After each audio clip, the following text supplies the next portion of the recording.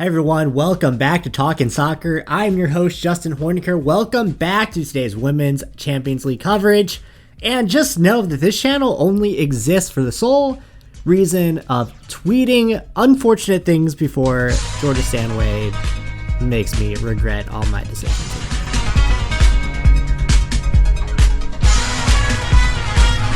Alright everyone, welcome back to the show. Of course, today we are covering match day 2 of the Women's Champions League and some pretty exciting games in general. Just like we had last week, I don't think there are very many surprises in terms of end results, but the way that a few of these games shaped up, if you have the opportunity to go rewatch these games on DAZN if you're in the States, or I'm not sure if it's still available internationally, but of course DAZN hosts them on their YouTube page. Anyway, I don't need to give DAZN any free pub, but some crazy games as we kind of dive into them that saw favorites go down early and have to come back, that saw the underdogs come back, and in the case of Chelsea and FK Vlasnia, just a complete dominant performance. But all that being said, we're going to dive through the games. After that, we'll kind of run through the standings, what to expect next week as we kind of reach the halfway point, with next week being week 3, and we'll make a plan. So let's move on to the first game that I'm going to be covering today. First game of the week, we have Real Madrid versus PSG. This game starts 0-0, it ends 0-0, but it was kind of one of those exciting chess matches. I might be alone. I know I'm not alone. A lot of people there can be really exciting 0-0 draws. So what I'm trying to say, I think as like a soccer fan, we have to defend ourselves against games like this. But one of those games where it's not like either of these teams were afraid to take chances. It's just that they kind of lacked that finishing touch. And really the goalkeepers stepped up. Buhati and Rodriguez both were fantastic in this game. And I thought there were fantastic individual performances as well. If you look from end to end, the Canadian Ashley Lawrence, I thought she played really well. And if we're looking at Madrid, I thought they had fantastic performances from their backline as well, from Rocio, for example. And you got to look at the stats and you see how real evenly matched these two teams are. And I think that's what makes these type of games exciting, where you have two teams that are, kind of on the same level, still taking shots at each other.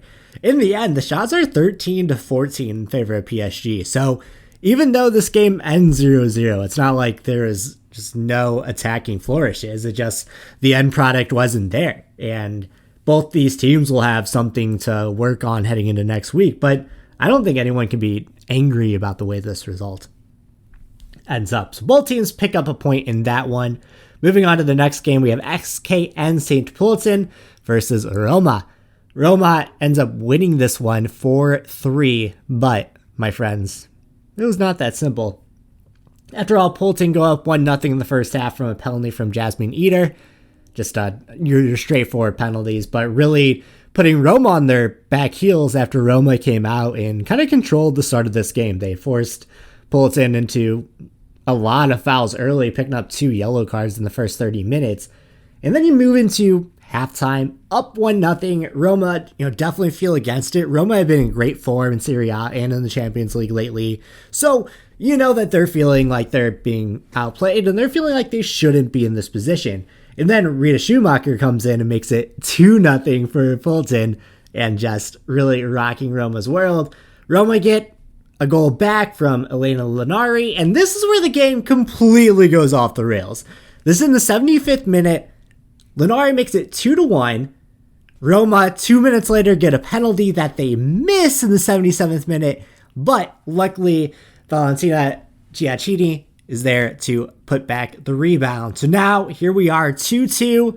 Roma scored 2 goals in 2 minutes. Then, in the 80th minute, 3 minutes later, Manuela Giuliano comes in, makes it 3-2. Roma has pulled ahead.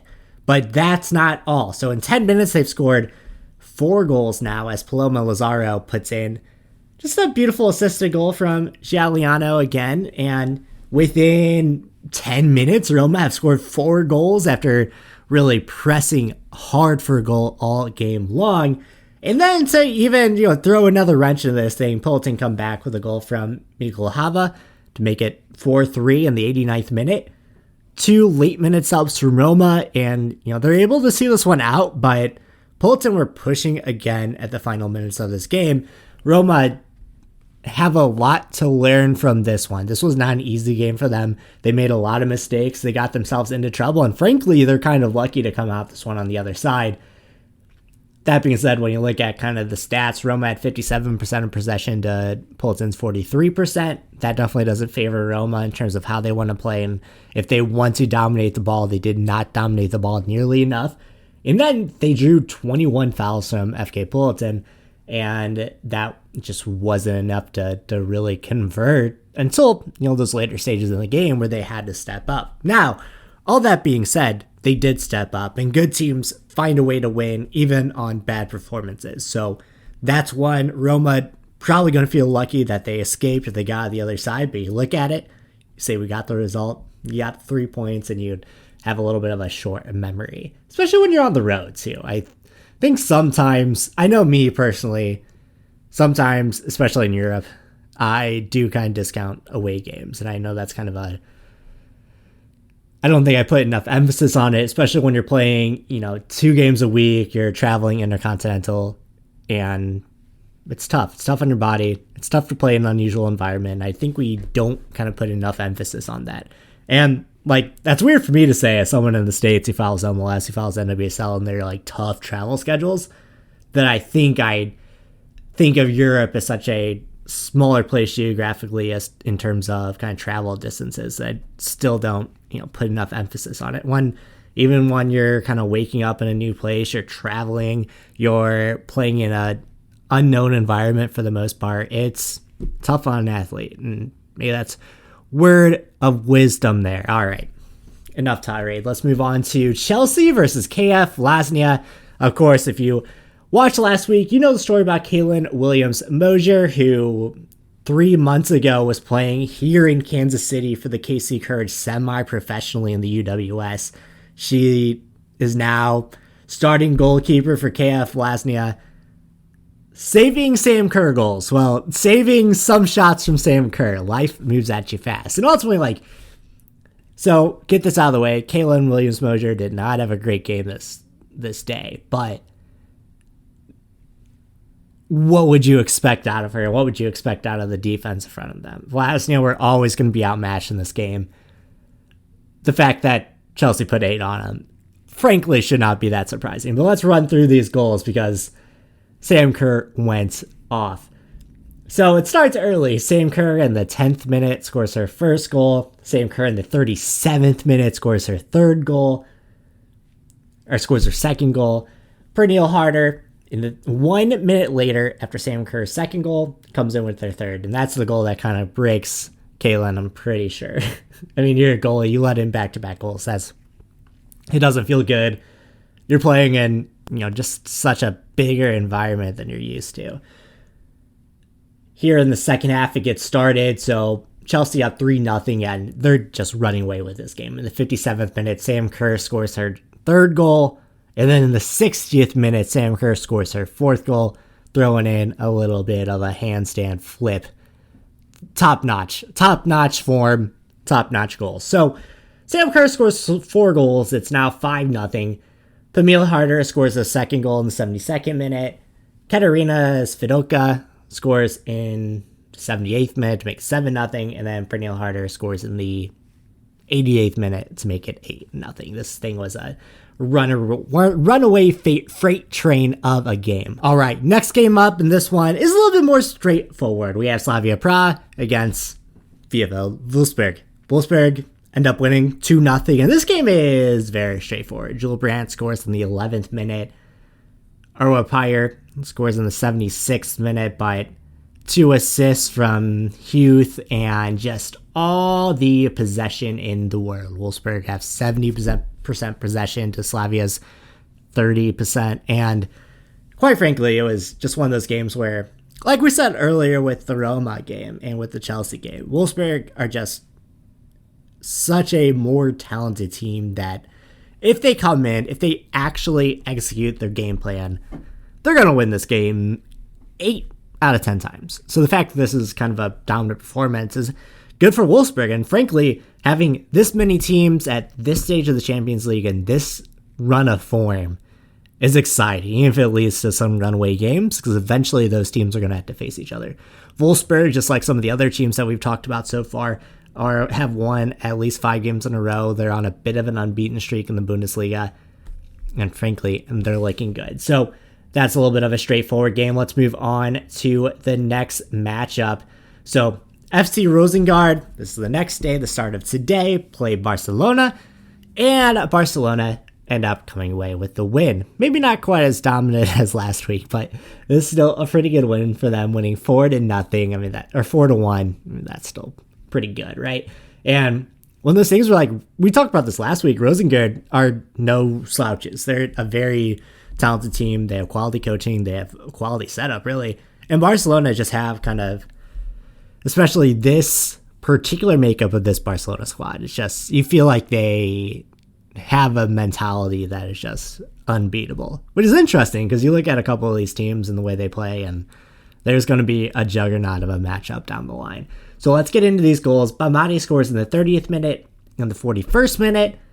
Holt scores at the 45th minute, right before the half, to make it 2-1. So we have a bit of a close matchup. We also have to have a first half sub as Anna Soronovic, I didn't do that right, I'm so sorry, for Caroline Hansen for an injury sub, which is good. I love when coaches take injury seriously, even if it's forced or not. It's, as much as you hate that for the player, at least we're at a stage where, coaches maybe aren't as afraid to make first half substitutions as they once were.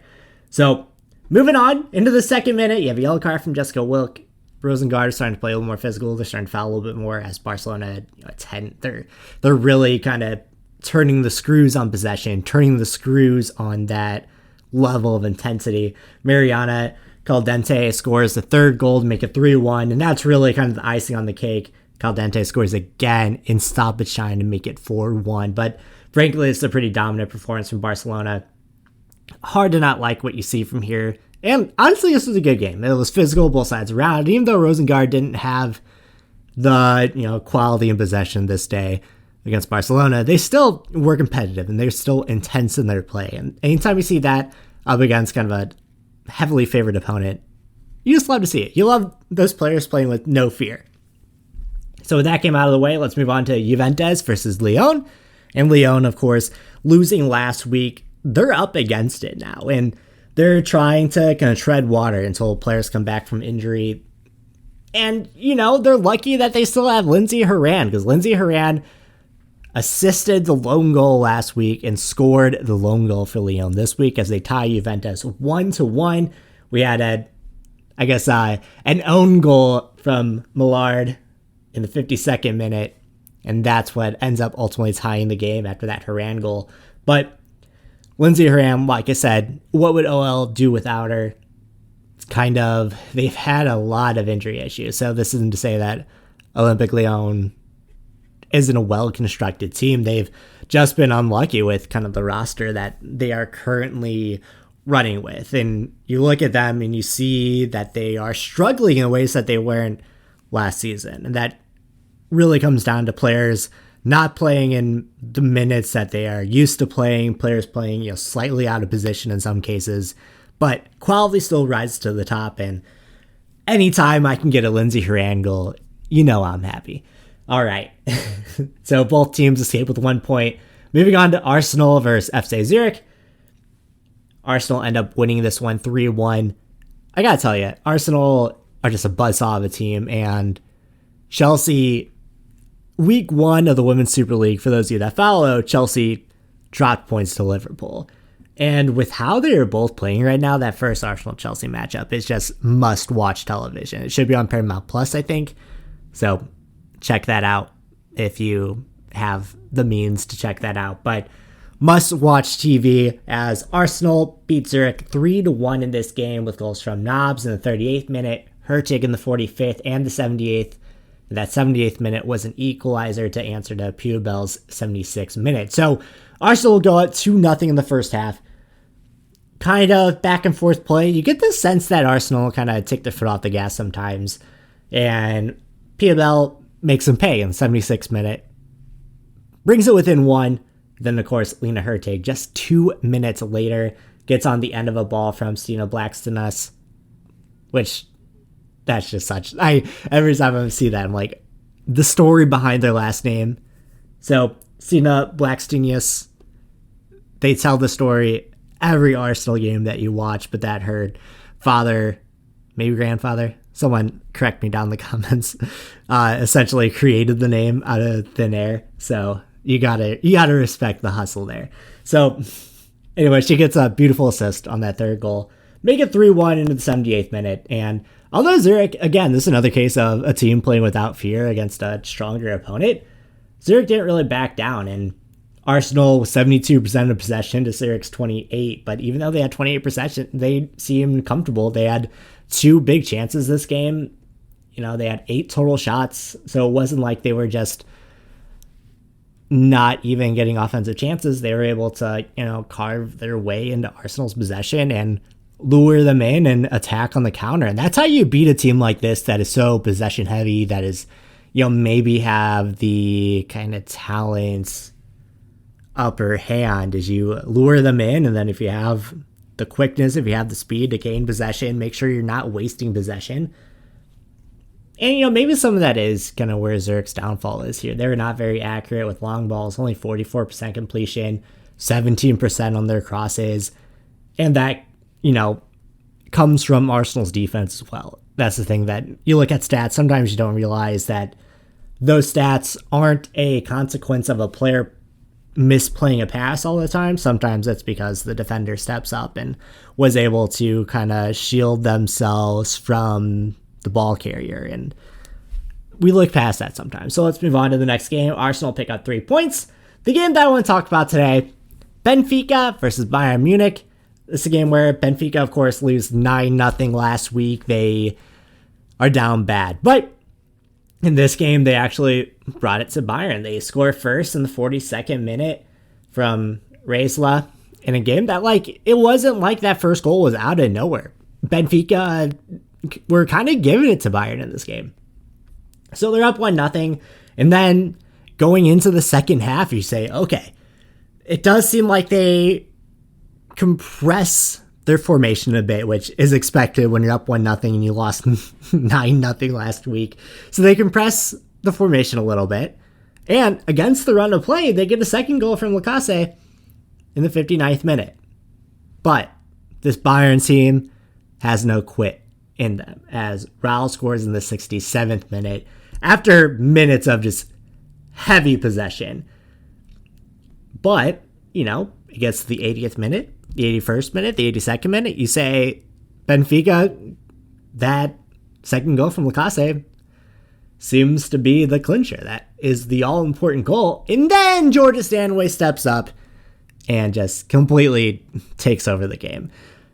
She kind of intercepts a pass, steps up into play, makes a defender miss on the first goal. And then her second goal is just a goal where she drives down the field with the ball and no one ends up really marking her, and she puts it into the net. And just one of those obviously Georgia Stanway, no stranger to late game heroics, as we know, but in the 98th minute, scoring the third goal to put Bayern up 3-2 against Benfica. And you just feel bad for Benfica because they played so valiantly through the first 82 minutes. But that's kind of what makes you love Champions League football, though. It's these high stakes that just lend their hand to these spectacular storylines where you have a favorite down early, the underdog trying to hold out and falling just short as a player like Georgia Stanway puts in this individual brilliance. So that's where we stand through these games. Let's run through the table and let's run through what to expect next week. So in Group A, we have Chelsea topping the group with 6 points, Real Madrid in second place with 4 points, Paris Saint-Germain, PSG with 1 point in third, and KF Lasnia pour one out in last place with 0. So PSG play Lasnia next week, so maybe not as much a must win, but this is a game where they're going to want to make up some goals because right now they are trailing in the goal differential, and since Madrid and Chelsea play each other next week, that's a game where they're going to want to hope to make up ground. Kaylin, You got this. All right, moving on to Group B. VfL Wolfsburg in first place with 6 points on goal differential. They have a 6 goal differential to Roma's 2, because Roma also has 6 points. So they're in second. Then you have Slavia Prague and SK St. Pölten in that third and fourth place spot. And again, goal differential with Slavia Prague in -3 and St. Pölten with -5 goal differential. Now, those two teams play each other next week, and Roma and Wolfsburg play each other next week. So a little bit of a chance to make up ground for either Prague or St. Pölten. But honestly, in that group, I don't think that either of them have a chance to upset Wolfsburg or Roma, as we saw from those games today.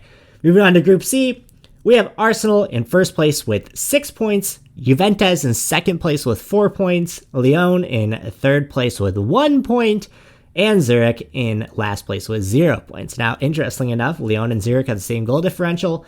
Arsenal have a +6 and Juventus have a +2. Arsenal and Juve play each other next week, which is going to end up being a crucial game, as Lyon, if they can beat Zurich, they can move to 4 points, and then if Juve lose to Arsenal, all of a sudden Lyon are in a knockout spot, and they're feeling a little bit better about themselves than they were a week ago. So finally, Group D, which again is setting up for another massive game next week in week 3. Group D, Barcelona on top with 6 points and a +12 goal differential. Bayern in the second with 6 points with a +2 goal differential. FC Rosengard in third with a -4 goal differential and 0 points. And then SL Benfica in last place with a 10 goal differential, but you feel bad for him. They should have got some points today. So, of course, just like in the other groups, you have Barcelona and Bayern playing next week. You have Benfica and Rosengard playing next week. So, potential chance if you're Rosengard or Benfica to win that game and then hope that Barcelona beats Bayern, and maybe next time around in your next opportunity, you're able to take some points off of Bayern. That's what you got to hope for if you're one of those two teams. So, folks, thank you all so much for watching. Let me know down and below who's going to top week 3. Who do you think your star performer is going to be? Jordan Stanway this week is my star performer because I tweeted out literally a minute before she scored that first goal about Benfica's performance, and I feel like it's a personal slant against me. So that's a good chance to plug my Twitter. Follow me at HornickerJustin. Also, make sure you're subscribed to Talking Soccer if you haven't subscribed already. If you like this video, give me a thumbs up so you can see my next one. We got some good content on the NWSL finals. Of course, my squad, the KC Current, taking on the Portland Thorns. We're going to have a little KC Portland throwdown with some Portland members of the media, and then I will have a little special interview come in for you later this weekend as well. And of course, we'll break down the game after it happens. But of course, hope you all have a great day. Thank you so much for watching. And folks, we'll talk soon.